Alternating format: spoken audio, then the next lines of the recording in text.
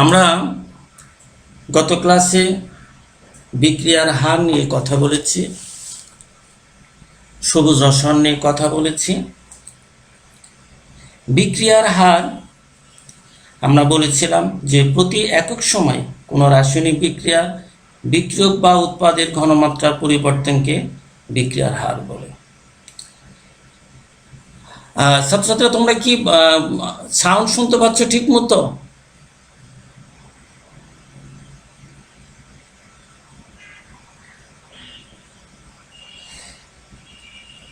আচ্ছা, বিক্রিয়ার হার বিক্রিয়কের ঘনমাত্রার উপর নির্ভরশীল, আর বিক্রিয়ার হার ধ্রুবক তাপমাত্রার উপর নির্ভরশীল নয়। যাক, এটা আমরা গত ক্লাসে শিখেছিলাম। আজকে আমরা বিক্রিয়ার হারের উপর প্রভাব বিস্তারকারী নিয়ামক সমূহকে নিয়ে আমরা আলোচনা করব। ছাত্রছাত্রীরা, আজকের ক্লাসটা আমাদের খুবই মজার একটা ক্লাস এবং ইম্পর্টেন্ট। এই ক্লাসে আমরা বিক্রিয়ার হারের উপর প্রভাব বিস্তারকারী বিভিন্ন নিয়ামক, যেমন তাপমাত্রা বা টেম্পারেচার, 2 নম্বর প্রভাবক বা ক্যাটালিস্ট, এবং 3 নম্বর বিক্রিয়কের ঘনমাত্রা বা চাপ, এবং 4 নম্বর বিক্রিয়কের প্রকৃতি। আমরা বিক্রিয়ার গতির উপর তাপমাত্রার প্রভাব, এটা নিয়ে আমরা এখন বিস্তারিত আলোচনা করব।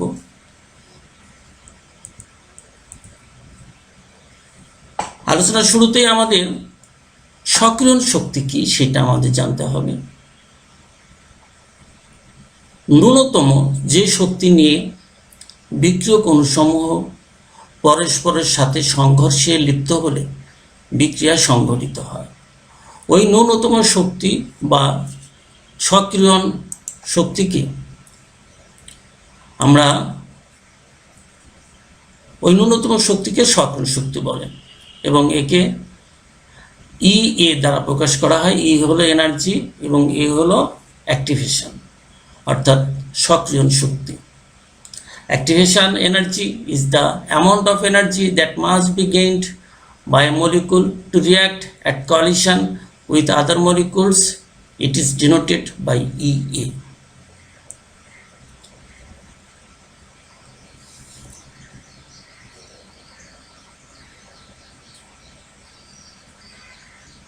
হ্যাঁ, মেঘলা ইসলাম বলছে জি স্যার পাচ্ছি। সৈয়দ মোহাম্মদ মাহির, জি স্যার পাচ্ছি।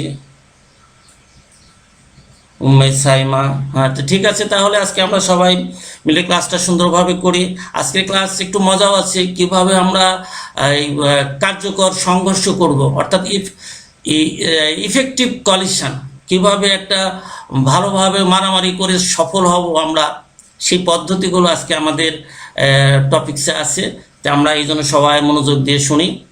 যে তাপমাত্রা বৃদ্ধির সাথে বিক্রিয়ক অণুসমূহের গতিবেগ বৃদ্ধি পায়, ফলে একক সময় বিক্রিয়কের অণুসমূহের সংঘর্ষ হার বৃদ্ধি পায় এবং অধিক সংখ্যক অণু বিক্রিয়ার জন্য প্রয়োজনীয় সক্রিয়ণ শক্তি অর্জন করে। বিক্রিয়ক অণুসমূহ একটি ন্যূনতম শক্তির চেয়ে কম শক্তি নিয়ে সংঘর্ষে অংশগ্রহণ করলে বিক্রিয়া সংঘটিত হয় না। এক্ষেত্রে ওই ন্যূনতম শক্তি বা তার চেয়ে বেশি শক্তি নিয়ে বিক্রিয়ক অণুসমূহের সংঘর্ষ ঘটলেই তবে বিক্রিয়া সংঘটিত হয়।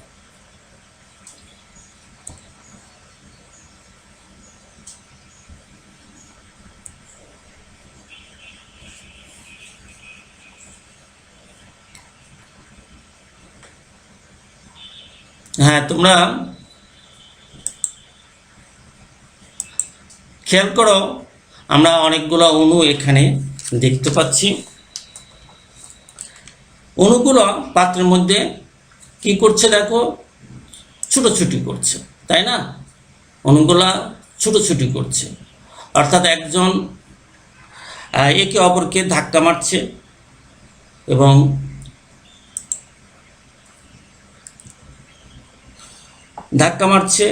এবং সবগুলো ধাক্কা একই রকম নয়।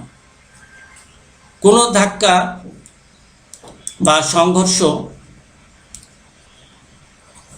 জোরে হচ্ছে, দেখো,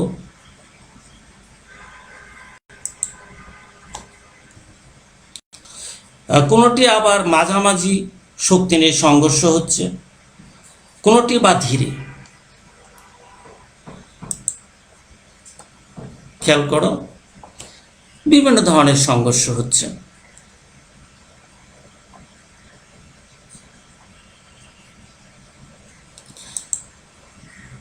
এই সংঘর্ষগুলা কোনো কোনো সংঘর্ষ মুখোমুখি বা অক্ষ বরাবর, কোনোটি আবার পাশাপাশি দিয়ে স্পর্শ করে চলে যাচ্ছে। আবার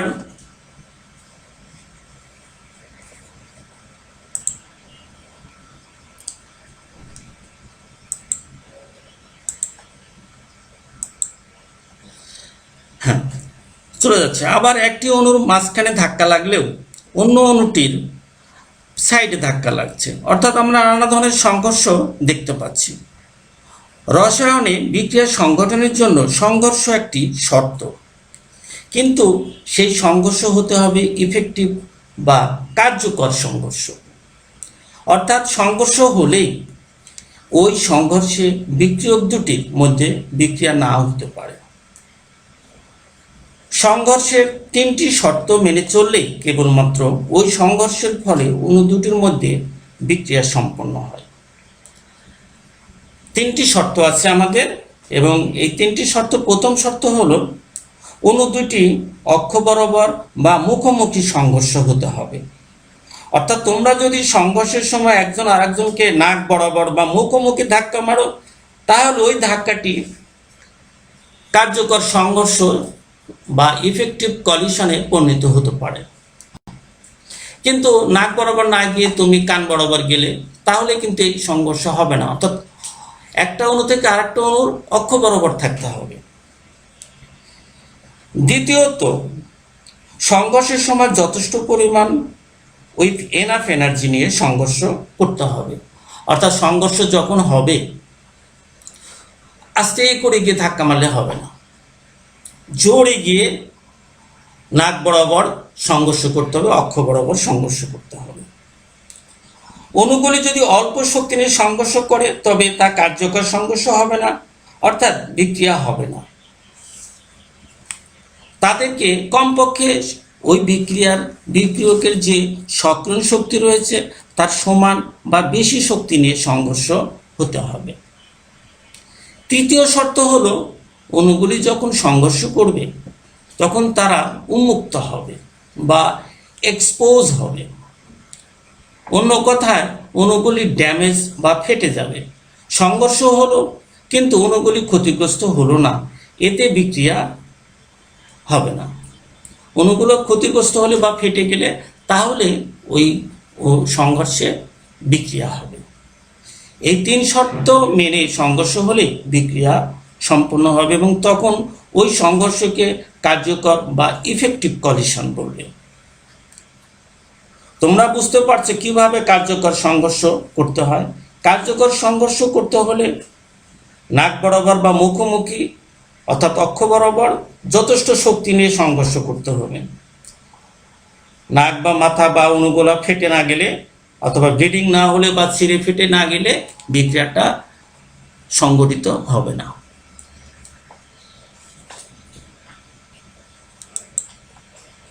দেখো এখানে নানাভাবে সংঘর্ষ আমরা দেখতে পাচ্ছি।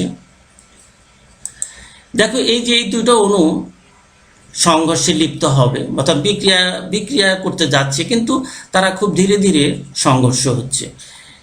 এই ধীরে ধীরে সংঘর্ষ হলে আমরা তো একটু আগে খেয়াল করলাম যে এরা বিক্রিয়া করতে পারবে না। তাহলে কি করতে হবে? এদেরকে আমাদের উত্তেজিত করতে হবে, বা যে পরিমাণ শক্তি হলে এরা বিক্রিয়া করতে পারবে সেই পরিমাণ শক্তি আমাদের সাপ্লাই করতে হবে। হ্যাঁ, সৈয়দ মোহাম্মদ মাহিদ বলেছে স্যার কেমিস্ট্রির সেকেন্ড পার্টে আমাদের অর্গানিক কেমিস্ট্রির সিলেবাসে নাই, তার মানে কি আমরা ওই চ্যাপ্টার পড়ব না? অবশ্যই পড়ব। এই আমাদের পরবর্তী যে সময় আছে সেই সময় আমরা পড়ব।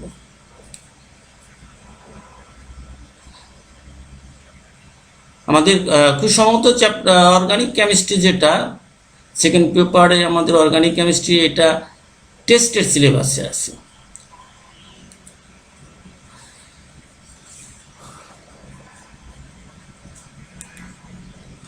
আর আমাদের এটা এখন যেটা হচ্ছে প্রি টেস্টের সিলেবাস, এখানে অধ্যায় আমরা 4 পড়াচ্ছি রাসায়নিক পরিবর্তন, এবং সেকেন্ড পার্টেরও চ্যাপ্টার 4 এই সিলেবাসের অন্তর্ভুক্ত আছে, এবং খুব সম্ভবত আরও সিলেবাস আছে। তো আমরা এখন যেটা পড়ছি সেটা হলো এই দুটা বিক্রিয়ক অণু দেখো খুব ধীরে ধীরে একে অপরের মুখোমুখি হচ্ছে, ফলে বিক্রিয়া হবে না। এখন এই জন্য আমাদের কি করতে হবে, এদেরকে বাইরে থেকে, এই দেখো আমরা বাইরে থেকে কি করছি বলতো, শক্তি সাপ্লাই করছি। এই যে এখন এরা সংঘর্ষ করতে পারবে জোরে সোরে, এবং করতে পারবে। এখন দেখো এই যে আমরা একটা গ্রাফ দেখছি, এই গ্রাফের দেখো আমাদের এটা হলো ওয়াই অক্ষ বরাবর আমরা এনার্জি বা শক্তি দিয়েছি, এবং এক্স অক্ষ বরাবর টাইম দিয়েছি বা সময় দিয়েছি। এখন আমাদের এটা লাল কালারের যে বল দেখছি, এটা মনে করো এক ধরনের অণু, আর এখানে যে সাদা অ্যাশ কালারের যে দেখছি, এটা আর এক ধরনের অণু। তো এরা বিক্রিয়ায় অংশগ্রহণ করছে, এবং এরা এখন বিক্রিয়ক অবস্থায় এখানে আছে। এদের যে শক্তি, এটা অন্তর্নিহিত শক্তি, বিভব শক্তি যেটা বলা হয়, এই অবস্থায় এরা বিক্রিয়া করতে পারছে না, অর্থাৎ এরা যথেষ্ট পরিমাণ শক্তি নিয়ে অবস্থান করছে না। এখন আমাদের এখানে যদি যথেষ্ট পরিমাণ শক্তি দেই, তাহলে এরা বিক্রিয়া করতে পারবে। কতটুকু শক্তি আমাদের দিতে হবে, আমরা দেখো এই গ্রাফ থেকে আমরা দেখতে পাবো। আমরা এই যে পাহাড় দেখছি না, আমরা দেখো এই যে সমতলে আছি, তো এখানে বিক্রিয়ক আছে। এই যে পাহাড়ের চূড়ায় আমরা উঠলাম, এই যখন এই বিক্রিয়কগুলো এই পাহাড়ের চূড়ায় উঠবে, তখন তারা বিক্রিয়ার জন্য, অর্থাৎ উৎপাদ তৈরির জন্য তারা প্রস্তুত হবে, তখন বিক্রিয়কগুলো বিক্রিয়া করবে। এখানে দেখো আমরা ভিডিওটা খেয়াল করি,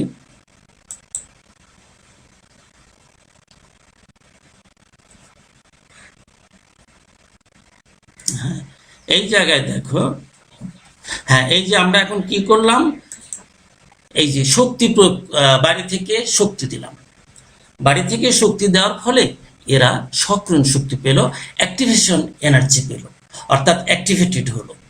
এখন এরা দেখো এই যে গ্রাফের যে চূড়া, এই যে চূড়ায় উঠছে, অর্থাৎ এই যে এখান থেকে এই পর্যন্ত গ্রাফের যে ডট চিহ্ন আছে, ডট থেকে এই চূড়া পর্যন্ত এই পরিমাণ শক্তিটাই হলো সক্রিয়ণ শক্তি। অর্থাৎ এইটুকুন শক্তি দিলে এই বিক্রিয়কগুলা বিক্রিয়া করবে, আর নচেত বিক্রিয়া করবে না। তাহলে এই শক্তিটাই হলো অ্যাক্টিভ এনার্জি, অ্যাক্টিভেশন, অর্থাৎ সক্রিয়ণ শক্তি। অ্যাক্টিভেশন এনার্জি আমরা যখন এই বাইরে যে যেটা আমরা আগুন দিলাম, আসলে আগুন দেওয়া মানেই হলো আমরা বিক্রিয়কগুলোকে হিট সাপ্লাই করলাম। হিট সাপ্লাই করার ফলে এরা সক্রিয় হলো, এবং এরা এখন এই পরিমাণ শক্তি নিয়ে এখানে উপস্থিত হলো। এবার দেখো এরা বিক্রিয়া করবে, হ্যাঁ এই যে দেখো বিক্রিয়া করে এখন কি করছে, এরা উৎপাদ তৈরি করলো। এই যে এখানে যে আসলো, এটা হলো উৎপাদ তৈরি করলো। তার মানে হলো যে আমাদের এখানে বিক্রিয়ক এই পরিমাণ শক্তি নিয়ে অবস্থান করছিল, এখন ওরা এই যে এই পরিমাণ শক্তি নিয়ে অবস্থান করছে। তোমরা খেয়াল করো যে আগে বিক্রিয়কের ভিতরে শক্তির পরিমাণ বেশি ছিল, এখন বিক্রিয়কের মধ্যে শক্তির পরিমাণ কম আছে। অন্তর্নিহিত শক্তি বা পটেনশিয়াল এনার্জি যেটা, সেটা এর ভিতরে এখন কম, যার ফলে সুস্থিত বেশি। তো এখন দেখো আমরা সক্রিয় শক্তি দিয়েছিলাম এই যে এখান থেকে এই সাদা এই ডট চিহ্ন থেকে এই পর্যন্ত, এই পরিমাণ আমরা সক্রিয় শক্তি দিয়েছিলাম। কিন্তু এরা দেখো এখান থেকে শক্তি ছেড়ে দিয়ে এই পরিমাণে আসছে, অর্থাৎ উপরে যেটুকু শক্তি নিয়ে বাড়ি থেকে যে সক্রিয় শক্তি নিয়ে এরা উপরে চড়েছিল চূড়ায়, এখন উৎপাদ তৈরি করার সময় এরা প্রচুর শক্তি ছেড়ে দিয়েছে। ছেড়ে দেওয়ার শক্তির পরিমাণ সক্রিয় শক্তির চেয়ে অনেক বেশি, অনেক বেশি। এখান থেকে এই পর্যন্ত, অর্থাৎ এতটুকু শক্তি ছেড়ে দিয়েছে। তোমরা দেখতে পাচ্ছ সক্রিয় শক্তির চেয়ে এটা অনেক বেশি। যদি সক্রিয় শক্তির চেয়ে বিক্রিয়া কর্তৃক নির্গত শক্তির পরিমাণ বেশি হয়, তাহলে ওই বিক্রিয়া চারিদিকে উত্তপ্ত হয়ে যাবে, অর্থাৎ ওই বিক্রিয়া তাপমাত্রা ছেড়ে দিবে, হিট চারিদিকে ছেড়ে দিবে, যার ফলে ওই বিক্রিয়াটাকে আমরা বলবো এক্সোথার্মিক রিয়াকশন বা তাপ উৎপাদী বিক্রিয়া। মাসুদ রানা স্যার, আসসালামু আলাইকুম স্যার, দেখছেন? আচ্ছা, এখন আমাদের এই যে এইটা তোমরা দেখেছো যে এটা একটা এক্সোথার্মিক রিয়াকশন, কারণ এই রিয়াকশনে আমাদের তাপমাত্রা ছেড়ে দিচ্ছে, এজন্য এটা তাপ উৎপাদী বিক্রিয়া। এখন আমরা এই গ্রাফটা দেখলাম, এটা একটা তাপ উৎপাদী বিক্রিয়া, এবং এখানে আমরা সক্রিয় শক্তি আমরা সেটা বোঝার চেষ্টা করেছি, কিভাবে শক্তি ছেড়ে দিচ্ছে সেটাও দেখেছি। আমরা আর একটু দেখব।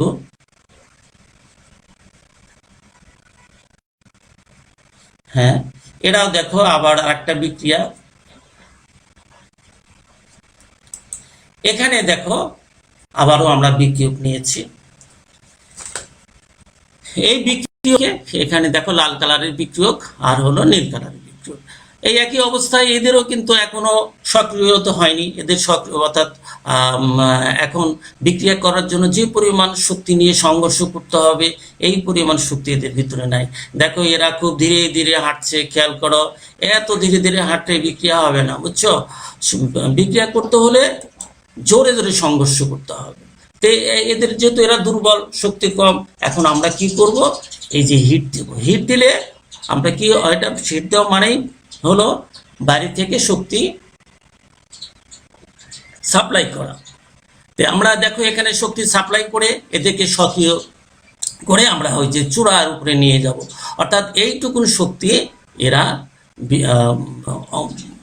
বাইরে থেকে নিলেই তবে সে এই চূড়ার উপর উঠতে পারবে, এবং তখন তারা উৎপাদন তৈরি করবে। দেখো এই যে শক্তি আমরা সাপ্লাই করলাম, এবার উপরে উঠে গেল এবং উৎপাদন তৈরি করলো। দেখো আগের গ্রাফ আর এই গ্রাফ থেকে এখানে তফাৎ আছে। তোমরা আগের গ্রাফে কি দেখেছিলে? আগের গ্রাফে দেখেছিলে যে এই যে লাইনটা, এই লাইনটা কিন্তু নিচে ছিল। এই যে বিক্রিয়কগুলো, উৎপাদকগুলো যেখানে আছে তার নিচে একটা লাইন টানা আছে, তোমরা খেয়াল করেছো? এই লাইনটা কিন্তু নিচে ছিল, এখন উপরে গেছে। এর মানে হলো এই বিক্রিয়াটা সক্রিয় শক্তি আমরা যতটুকু দিয়েছিলাম, অ্যাক্টিভেশন এনার্জি আমরা যতটুকু ছিলাম, তার চেয়ে কম এনার্জি সে ছেড়ে দিয়ে উৎপাদক তৈরি করেছে।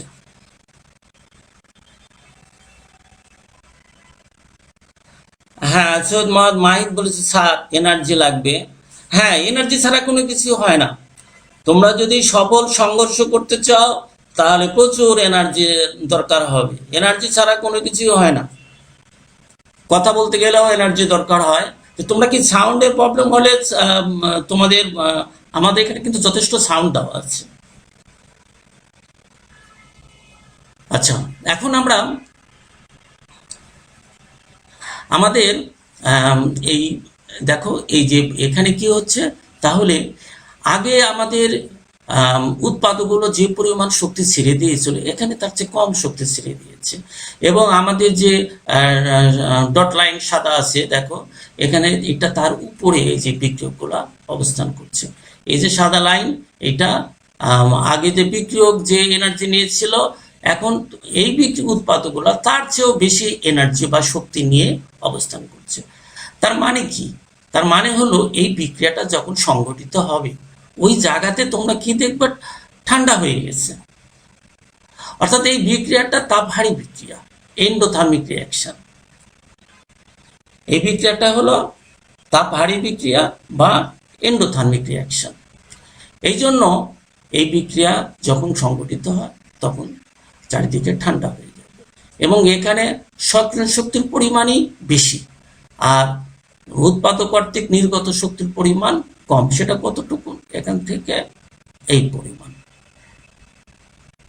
এখান থেকে এই পরিমাণ, এটা হলো নির্গত শক্তি। আর এখান থেকে এই পরিমাণ হলো তোমার শক্তি শক্তি বা অ্যাক্টিভেশন এনার্জি, এইটা। তাহলে আমরা এখানে তাপ উৎপাদী এবং তাপহারী বিক্রিয়া সম্পর্কে শিখলাম, সেই সাথে সক্রিয় শক্তি সম্পর্কে বা অ্যাক্টিভেশন এনার্জি সম্পর্কে আমরা ভালো একটা ধারণা নিলাম। কিভাবে কার্যকর সংঘর্ষ হয় সেটাও আমরা বুঝতে পেরেছি। আশা করি তোমরা বুঝতে পেরেছ।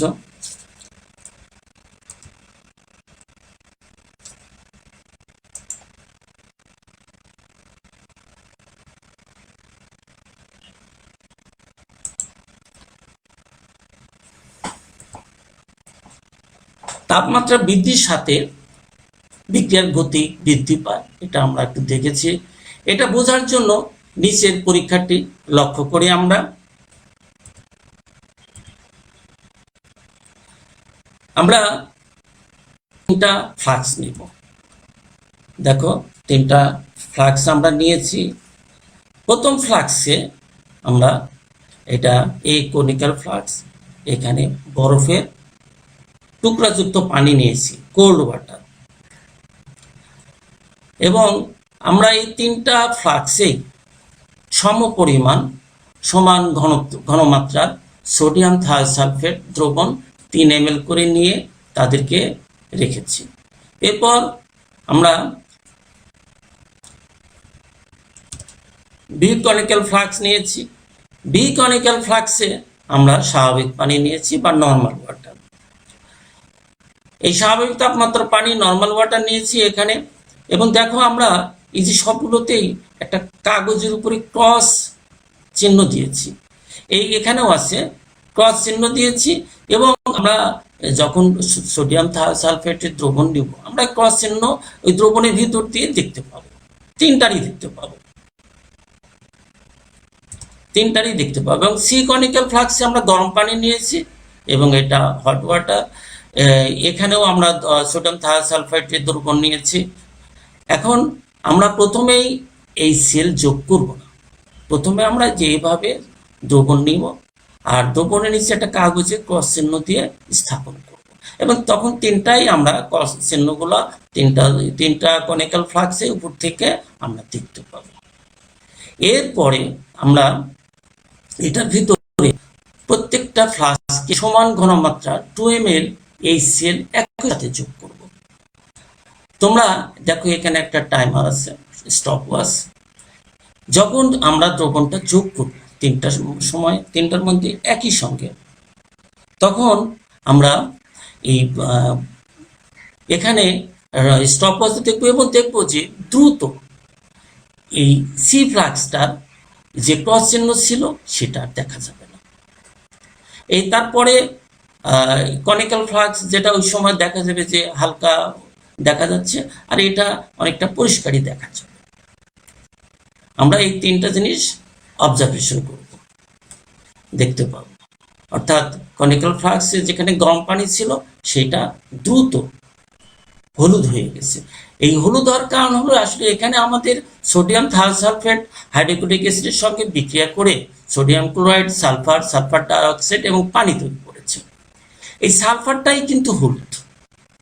সালফারটা দ্রবণে যদি বেশি পরিমাণ উৎপন্ন হয় তাহলে এই হলুদটা একদম গাঢ় হয়ে যায়, তখন ওর ভিতর, ওই দ্রবণের ভিতর দিয়ে তুমি নিচে ক্রস চিহ্ন আর দেখতে পাবে না। যেহেতু সি কনিক্যাল ফ্লাক্সে প্রচুর হলুদ উৎপন্ন হচ্ছে দ্রুত, এই জন্য আমরা এটা আর দেখতেই পাচ্ছি না। তার মানে এই যে তাপমাত্রা বিক্রিয়াটাকে দ্রুত সংগঠিত করতে সাহায্য করেছে। এক্ষেত্রে বিক্রিয়ায় কঠিন সালফার উৎপন্ন হয়, যা পানিতে অদ্রবণীয় হয়, দ্রবণগুলো ক্রমশ ঘোলাটে হয়। সি কনিক্যাল ফ্লাক্সে দ্রবণ সবচেয়ে দ্রুত ঘোলা হয়, কারণ এই ফ্লাক্সের তাপমাত্রা বেশি থাকায় বিক্রিয়ক অণুগুলোর গড় গতিবেগ বেশি থাকে। বিক্রিয়ার শর্ত হচ্ছে বিক্রিয়ক অণুগুলো পরস্পরের সাথে একটা ন্যূনতম শক্তি নিয়ে ধাক্কা বা সংঘর্ষ হতে হবে। সি ফ্লাক্সে তাপমাত্রা বেশি থাকায় বিক্রিয়ার জন্য ন্যূনতম শক্তি অর্জনকারী অণুর সংখ্যা বেশি থাকে, ফলে এই ফ্লাক্সের সংঘর্ষের হার সবচেয়ে বেশি। তাই এই ফ্লাক্সকে দ্রবণ দ্রুত ঘোলা হয়। সুতরাং দেখা যাচ্ছে যে তাপমাত্রা বৃদ্ধির সাথে সাথে বিক্রিয়ার গতি বৃদ্ধি পায়।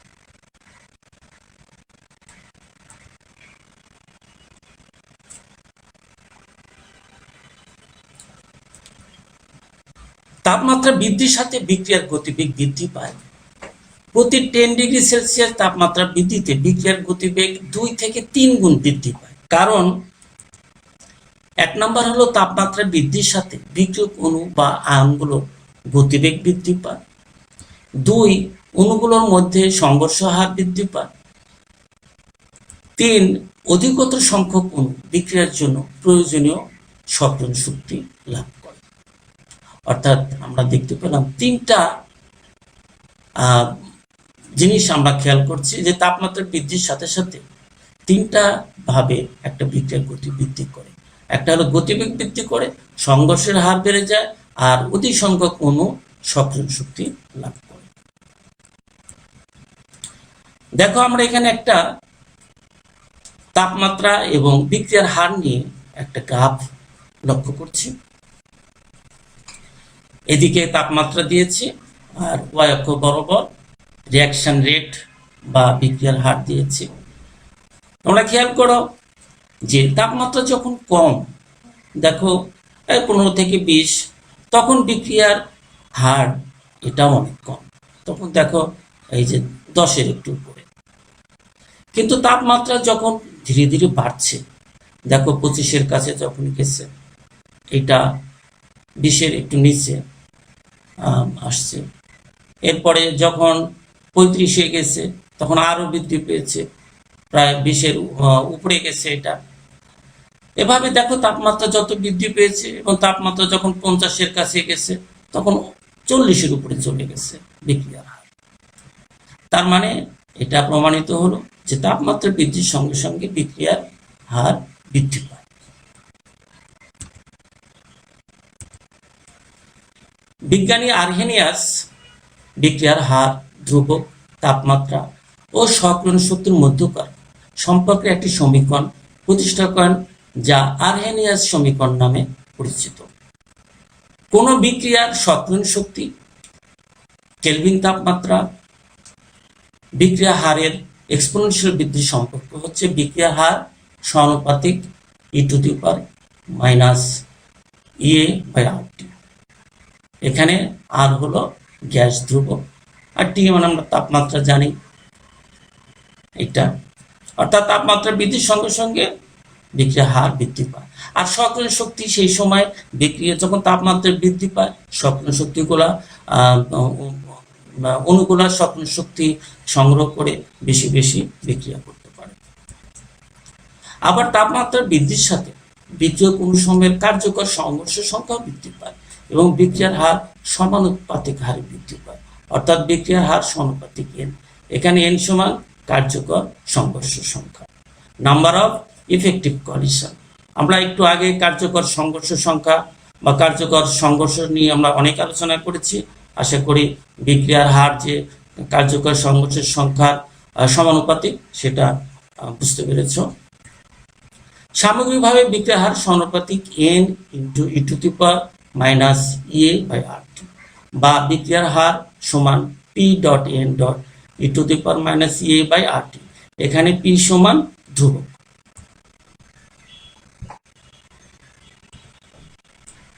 আবার বিক্রিয়কের তাপমাত্রা সহ ঘনমাত্রা স্থির থাকলে বিক্রিয়ার হারও স্থির থাকে এবং তা বিক্রিয়ার হার ধ্রুবকের সমানুপাতিক, অর্থাৎ বিক্রিয়ার হার সমানুপাতিক কে।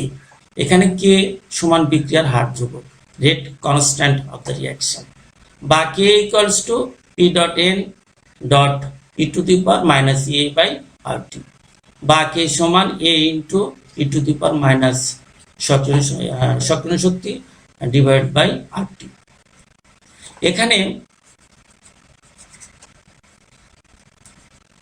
এখানে এ সমান আর এনএস ফ্যাক্টর বা আর এনএস ধ্রুবকও বলে সমান পিএন।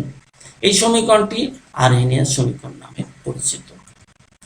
আর এনএস সমীকরণ থেকে দেখা যায় যে তাপমাত্রা বৃদ্ধির সাথে বিক্রিয়ক অণুসমূহের মধ্যকার কার্যকর সংঘর্ষ সংখ্যাও বৃদ্ধি পায়, ফলে বিক্রিয়ার হার সমানুপাতিক বাড়ে। একইভাবে তাপমাত্রা বৃদ্ধিতে বিক্রিয়ক অণুসমূহের সক্রিয় শক্তি অর্জন করা সহজ হয় বলে তাপমাত্রা বৃদ্ধিতে বিক্রিয়ার হারও বৃদ্ধি পায়। আর এনএস সমীকরণ উভয় পার্শ্বে লন নিয়ে আমরা পাই লন কে সমান, আমরা দেখো আর এনএস সমীকরণ আমরা জানি কে সমান এ ই টু দি পাওয়ার মাইনাস এ আর টি, উভয় পাশে আমরা লন নিয়েছি। এই লন নেওয়ার পর আমরা এখন সমীকরণটাকে সমাধান করেছি। লন কে সমান ln A plus ln E to the power minus A by R T, और লন কে সমান ln A plus minus A by R T. অতএব লন কে সমান ln A minus A by R T. আর এই লনকে আমরা এখন কি করবো, লগে নিয়ে যাব। তোমরা জানো লন থেকে লগে গেলে লন সমান 2.303 লগ, এটা বসিয়ে দিলে আমরা এই সমীকরণটা পেয়ে যাব। লগ কে সমান লগ এ মাইনাস সক্রিয় শক্তি divide by 2.303 R into 1/t।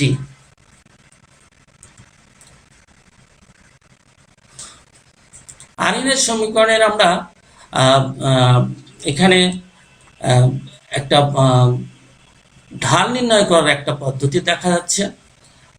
আমরা দেখতে পাচ্ছি যে আমরা যে সমীকরণটা নির্ণয় লন কে সমান ln A minus A by R T, এটাকে আমরা রিঅ্যারেঞ্জ করে পাবো লন কে সমান minus A by R into 1/t plus ln. দেখো এই সমীকরণটা সরলরেখার সমীকরণের সঙ্গে মিলে যায়। সরলরেখার সমীকরণ কি, y equals to mx plus c। আমরা যদি এই ln K y minus A by R কে যদি m 1/t কে x এবং লন এ সমান c ধরি, তাহলে দেখো আমরা এই যে y সমান mx c এই সমীকরণের সঙ্গে এই সমীকরণ মিলে যায়। এখন লন কে y অক্ষ এবং 1/t কে লন কে তোমরা y অক্ষ ধরেছি এবং 1/t কে আমরা x অক্ষ বরাবর নিয়ে লেখচিত্র অঙ্কন করলে একটা সরল রেখা পাওয়া যাবে। এই যে দেখো আমরা 1/t দিয়েছি x অক্ষ বরাবর, আর y অক্ষ বরাবর লন কে দিয়েছি এবং একটা সরল রেখার সমীকরণ পেয়েছি। তোমরা এখান থেকে কি করতে পারবা, ঢাল বের করতে পারবা বা স্লপ। এই যে স্লপ সমান আর, তাহলে এই স্লপের মান যে আমি এখানে বসিয়ে দিই, তোমরা খেয়াল করো, তাহলে আমরা সক্রিয় শক্তির মান পেয়ে যাব। কারণ আর তো একটা গ্যাস ধ্রুবক, এটা মান তো আমরা জানি। এবং এই সক্রিয় শক্তি বের করা রসায়নে এটা একটা ইন্ডাস্ট্রি জগতে বিশাল একটা গুরুত্বপূর্ণ ব্যাপার। সক্রিয় শক্তির মাধ্যমে আমাদের আসলে সক্রিয় শক্তি কি, minimum energy that is required to start A reaction. কারখানায় একটা বিক্রিয়া শুরু হতে কতটুকু শক্তি দরকার হবে, সেই পরিমাণ শক্তি আমরা এখান থেকে জানতে পারব, যার ফলে এটা একটা বিশাল গুরুত্ব বহন করে।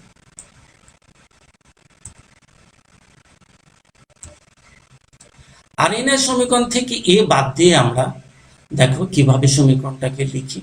যদি T1 ও T2 তাপমাত্রা বিক্রিয়া হার ধ্রুবক যথাক্রমে K1 ও K2 হয়, তবে লন কে সমান ln A minus A by R T. এটা থেকে পাই ln K1 ln A minus A by R টি1। আমরা এখানে জাস্ট এই সমীকরণটা প্রথমে T1 এবং K1 পেয়েছি, আর দ্বিতীয় সমীকরণে T2 এবং K2 বসিয়ে দিয়েছি। এই তফাৎ দুটো সমীকরণে, অর্থাৎ এটা K1 এবং T1 তাপমাত্রায় বিক্রিয়া হার ধ্রুবক K1 ধরেছি, আর T2 তাপমাত্রায় বিক্রিয়া হার ধ্রুবক K2 ধরেছি। ধরে আমরা দুইটা সমীকরণ পেয়েছি। করছি। এখন 2 নম্বর সমীকরণ থেকে আমরা যদি 1 নম্বর সমীকরণ বাদ দিই তাহলে কিভাবে পাবো? এই যে ln k2 minus ln k1 সমান মাইনাস সক্রিয় শক্তি divide by RT2 plus A by RT1 or ln k2 by k1 সমান A minus A by R 1 by T1 minus 1 by T2 বা log k2 by k1 সমান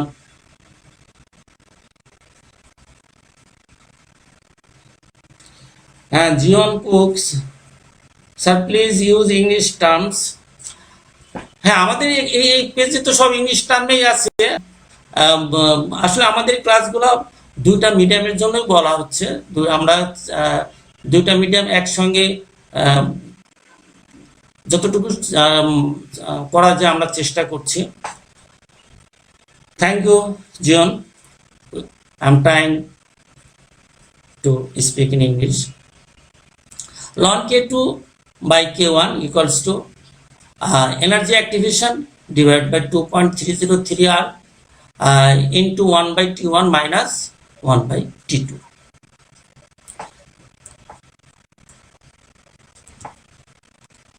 আমরা RNase সমীকরণের মাধ্যমে এখানে কিছু প্রবলেম সলভ করব।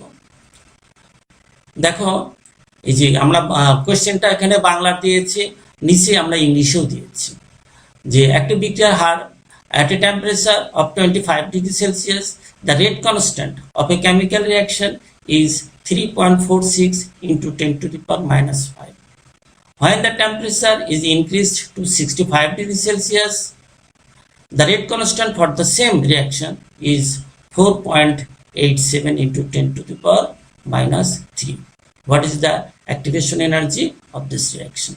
অর্থাৎ আমরা এই বিক্রিয়ার এই রিঅ্যাকশনের সক্রিয় শক্তি বের করব। তো এখানে কি কি দেওয়া আছে সেটা আমরা খেয়াল করি। গিভেন T1 সমান 298 কেলভিন। 98 কেলভিন হয়েছে মূলত এখানে 25 ডিগ্রি সেলসিয়াস আছে। এখান থেকে আমরা কেলভিনে নিলে 273 অ্যাড করতে হবে, আমরা অ্যাড করে দিয়েছি। আর K1 আমাদের এখানে দেওয়া আছে 3.46 into 10 to the power minus 5 per molar per second। T2 সমান 338 কেলভিন এবং K2 সমান 4.87 into 10 to the power minus 3 এবং R সমান 8.314 জুল পার মোল পার কেলভিন। আসলে এখানে ইনটু চিহ্ন দেওয়া হচ্ছে, দরকার নেই এখানে। যদি আর এর সক্রিয় শক্তি সমান সক্রিয় শক্তি সমান হলো আমাদের বের করতে হবে। আরএনএস সমীকরণ থেকে আমরা তো জানি log k2 by k1 সমান 2.303 R 1 by T1 minus 1 by T2। তো সেখানে থেকে আমরা দেখো k2 এবং k1 এর মান বসিয়ে দেব। আমরা R এর মান 8.314 বসিয়ে দেব। T1 T2 আমরা T1 পেয়েছি 298 কেলভিন এবং T2 পেয়েছি হলো 338 কেলভিন।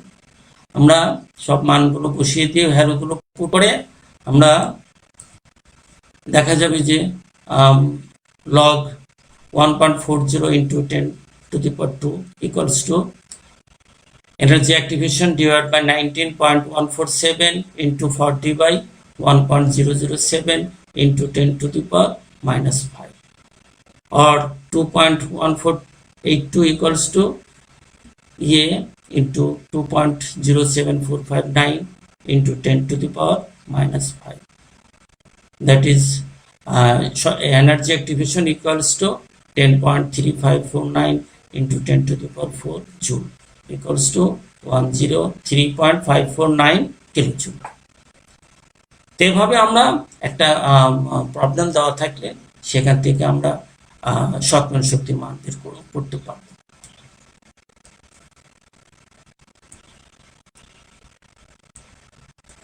আমরা আরেকটা প্রবলেম দিয়েছি এখানে যে একটি বিক্রিয়ার সক্রিয় শক্তির মান 100 কিলোজুল পার মোল এবং আরএনএস ফ্যাক্টর এর মান 10 পার মোলার পার সেকেন্ড 300 কেলভিন তাপমাত্রায় এই বিক্রিয়ার হার ধ্রুবকের মান কত? The activation energy of a chemical reaction is 100 kilojoule per mole and its A factor is 10 per molar per second. Find the rate constant of this reaction at a temperature of 300 Kelvin.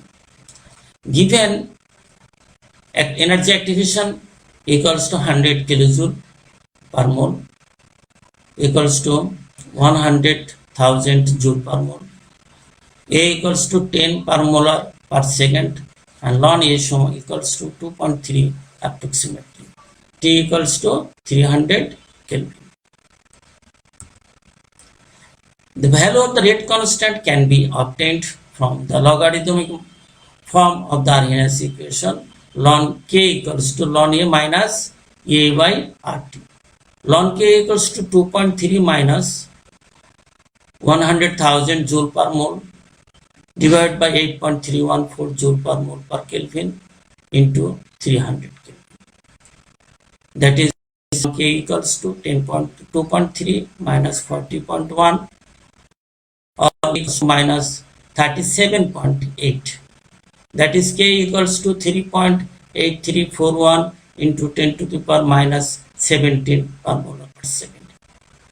Therefore, the value of the rate constant for the reaction at a temperature of 300 Kelvin is approximately 3.8341 into 10 to the power minus 17 per molar per second. তে আমরা এভাবে rate constant বের করতে পারবো। Next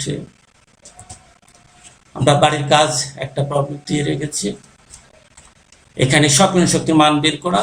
আমরা already একটা অঙ্ক এরকম নিয়মের করেছি, আশা করি তোমরা এটা পারবা। এই অঙ্কটা বাসায় তোমরা হোমওয়ার্ক হিসেবে করে নিবা।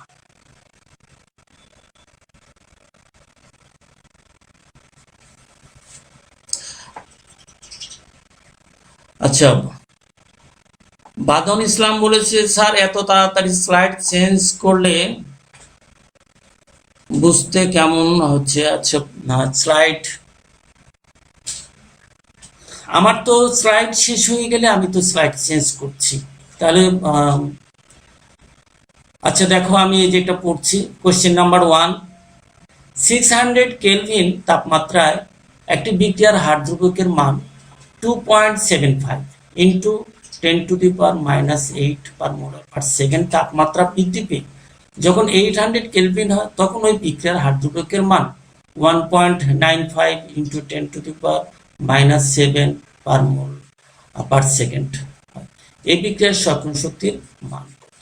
At a temperature of 600 Kelvin, the rate constant of a chemical reaction is 2.75 into 10 to the power minus 8 per molar per second.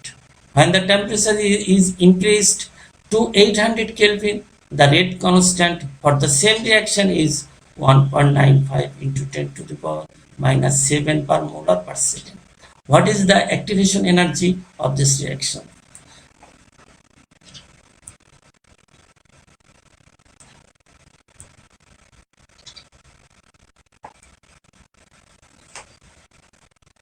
আমরা প্রভাবক ও এর প্রকারভেদ, catalyst and its classification. Students, প্রভাবক সম্পর্কে আমরা আগেও একটু ধারণা আমাদের। প্রভাবক হলো একটা রাসায়নিক বিক্রিয়া, গতি বৃদ্ধি করে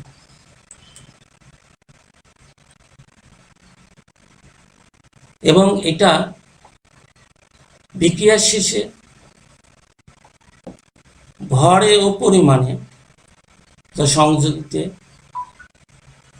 কোনো পরিবর্তন হয় না, অর্থাৎ অপরিবর্তিত থাকে। আমরা এখানে একটা উদাহরণ দিয়েছি, এই উদাহরণে আমরা দেখব যে প্রভাবক কি ভূমিকা রাখে। দেখো, আমরা হাইড্রোজেন পার অক্সাইড থেকে অক্সিজেন প্রস্তুতির সময় আমরা এখানে 3টা টেস্ট টিউব নিয়েছি এবং 3টা টেস্ট টিউবে আমরা হাইড্রোজেন পারঅক্সাইড রেখেছি। মাঝের টেস্ট টিউবে হাইড্রোজেন পারঅক্সাইডের সঙ্গে বালু বা স্যান্ড রেখেছি এবং 3য় টেস্ট টিউবে গ্লিসারিন রেখেছি সাথে হাইড্রোজেন পারঅক্সাইড। এবং এই 3টা টেস্ট টিউবকে আমরা যদি উত্তপ্ত করি তাহলে দেখব যে এই টেস্ট টিউবে হাইড্রোজেন পারঅক্সাইড খুব ধীরে বিয়োজিত হয়, বি টেস্ট টিউবে হাইড্রোজেন পারঅক্সাইড দ্রুত বিয়োজিত হয়। এক্ষেত্রে বালু বিক্রিয়ার গতি বৃদ্ধি করে। আবার সি টেস্ট টিউবে বিয়োজন সবচেয়ে ধীরে হয়, কারণ এক্ষেত্রে গ্লিসারিন বিক্রিয়ার গতি হ্রাস করে। অর্থাৎ আমাদের এই 3টা টেস্ট টিউবে 3 ধরনের বিক্রিয়া হচ্ছে। এখানে আমরা কোনো কিছু যোগ করি নাই, শুধু হাইড্রোজেন পারঅক্সাইড। এই বিক্রিয়াটা ধীরে বিয়োজিত হচ্ছে। এই বিক্রিয়াটা গতি বৃদ্ধি পেয়েছে বালু থাকার কারণে। তৃতীয়ত এই বিক্রিয়াটা গতি হ্রাস পেয়েছে কার জন্য? গ্লিসারিনের জন্য। উদাহরণগুলিতে বালু ও গ্লিসারিন প্রভাবক হিসেবে কাজ করে। বিক্রিয়ার শেষে বালু ও গ্লিসারিন ভর, ধর্ম ও সংযুক্তিতে অপরিবর্তিত থাকে। যেসব বিক্রিয়া খুব দ্রুত সংঘটিত হয়, অনেক সময় সেসব বিক্রিয়ার গতি হ্রাস করার প্রয়োজন হয়। আবার সব বিক্রিয়া খুব ধীরে ধীরে সংঘটিত হয়, অনেক সময় উৎপাদন বৃদ্ধির জন্য সেসব বিক্রিয়ার গতি বৃদ্ধি করার প্রয়োজন হয়। এক্ষেত্রে বিক্রিয়ার গতি বৃদ্ধি বা হ্রাসের জন্য যেসব পদার্থ ব্যবহার করা হয় এবং ভর ও সংযুক্তিতে যারা অপরিবর্তিত থাকে তাদেরকে প্রভাবক বলে। প্রভাবক দ্বারা বিক্রিয়ার গতি হ্রাস বৃদ্ধি করার প্রক্রিয়াকে প্রভাবন বা ক্যাটালাইসিস বলে। The catalyst is a substance that causes a change in the rate of chemical reaction, but it is chemically unchanged at the end of the reaction. প্রভাবক সংশ্লিষ্ট বিক্রিয়ার সক্রিয় শক্তি হ্রাস বা বৃদ্ধি ঘটিয়ে বিক্রিয়ার বিকল্প পথ সৃষ্টি করে। দেখো, catalyst cannot change the position of equilibrium. এখানে দেখো আমাদের এখানে একটা গ্রাফ দেওয়া আছে। এখানে প্রোগ্রেস অফ রিঅ্যাকশন আর এক্স অক্ষ বরাবর এবং ওয়াই অক্ষ বরাবর এনার্জি দেওয়া আছে। আমরা অ্যাক্টিভেশন এনার্জি বা সক্রিয় শক্তি আমরা নিয়ে কথা বলেছি, এটার সঙ্গে পরিচিত। দেখো এখানে বিক্রিয়কগুলো আছে এবং এই বিক্রিয়ার সক্রিয় শক্তি এই যে এতটুকুন দরকার, অর্থাৎ অ্যাক্টিভেশন এনার্জি উইদাউট ক্যাটালিস্ট। প্রভাবক ছাড়া আমাদের এতটুকুন দরকার হবে। কিন্তু যদি এই বিক্রিয়াতে আমরা প্রভাবক ব্যবহার করি তখন দেখা যাবে যে সক্রিয় শক্তিটা, অ্যাক্টিভেশন এনার্জিটা কমে যায়। কতটুকুন কমে যায়? এই যে কমে গিয়ে এইটুকুন হয়, তার মানে অনেক কমে গেছে, প্রায় অর্ধেকের মতো। তাহলে বুঝো, সবসময় তো আমরা নিজের লাভটা ভালো বুঝি। তো এখানে যেহেতু ক্যাটালিস্ট বা প্রভাবক ইউজ করলেই বাইরে থেকে পরিমাণ বা হিটের পরিমাণ রিডিউসড হচ্ছে, কমে যাচ্ছে। সো ক্যাটালিস্ট আমাদের খুবই একটা গুরুত্বপূর্ণ জিনিস, যেহেতু এটা আমাদের ইন্ডাস্ট্রিতে তাপের সাপ্লাইয়ের পরিমাণটা কমাই দিচ্ছে। তার মানে কি প্রোডাক্টগুলো কম খরচে উৎপন্ন করা যাবে।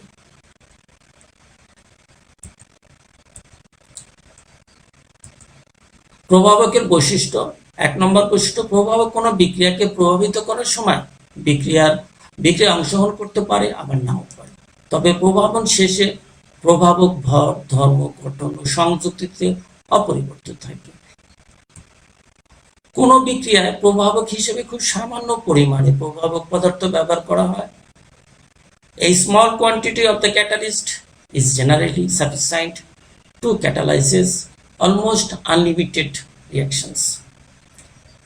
3 নম্বর, প্রভাবক পদার্থ বিক্রিয়া প্রভাবিত করলেও বিক্রিয়া শুরু করতে পারে না, আবার উভমুখী বিক্রিয়ার সাম্যাবস্থায় অবস্থানও করতে পারে না। The catalyst cannot initiate the reaction. The function of the catalyst is to alter the speed of the reaction rather than to start it.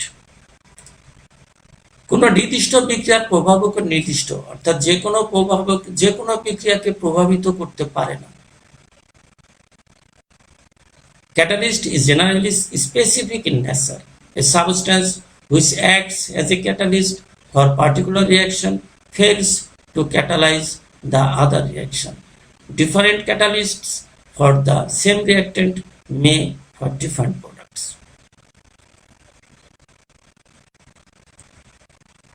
প্রভাবক সংশ্লিষ্ট বিক্রিয়ার স্বপ্নের শক্তি হ্রাস বা বৃদ্ধি ঘটিয়ে বিক্রিয়ার বিকল্প পথ সৃষ্টি করে। The catalyst cannot change the position of equilibrium. Catalyst catalyze both forward and backward reactions to the same extent in reversible reaction and thus have no effect on the equilibrium constant. তো আজকে আমরা এই পর্যন্তই class করব। তোমরা ভালো করে পড়াশোনা করো, সামনে আমরা প্রভাবকের আরো বিস্তারিত সম্পর্কে জানবো। আল্লাহ হাফিজ।